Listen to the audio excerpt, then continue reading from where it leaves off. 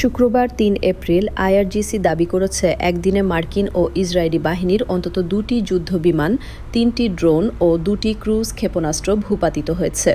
এতে মধ্য ইরানে একটি F-15 যুদ্ধবিমান বিধ্বস্ত এবং হরমুজ প্রণালীর কাছে একটি A-10 ওয়ার্থপ পড়ে।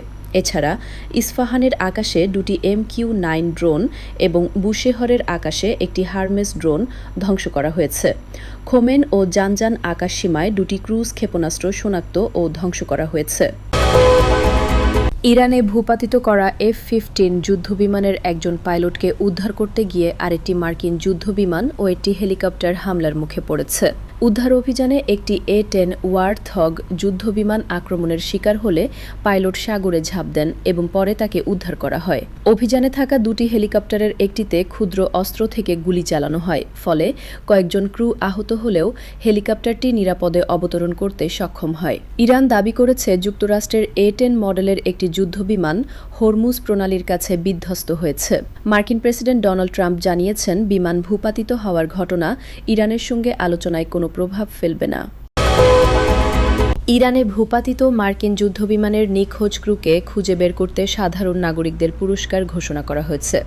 কোহগিলুয়ে ও বোয়ের আহমদ প্রদেশের নাগরিকদের বলা হয়েছে, যদি তারা পাইলট বা ক্রুকে জীবিত ধরে সেনাবাহিনীর হাতে তুলে দেন তবে ১০ বিলিয়ন তুমান বা প্রায় $৬৬,১০০ পুরস্কার পাবেন। এই অভিযান চলাকালীন স্থানীয়রা দুর্ঘটনাস্থলের দিকে যান, তবে ইরানি সশস্ত্র বাহিনী সতর্ক করেছে, পাইলটের সঙ্গে কোনো ধরনের দুর্ব্যবহার করা যাবে না। মার্কিন বিশেষ বাহিনী ইতিমধ্যে একজন পাইলটকে উদ্ধার করেছে, কিন্তু দ্বিতীয় পাইলটের অবস্থান অজানা।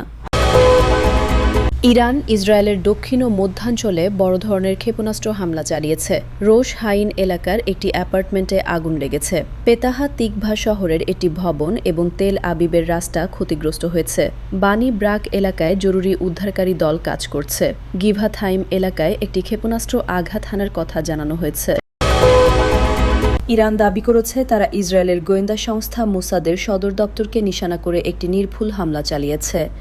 ইরানি সামরিক সূত্র জানায়, এটি একটি পরিকল্পিত ও লক্ষ্যভিত্তিক অভিযান ছিল।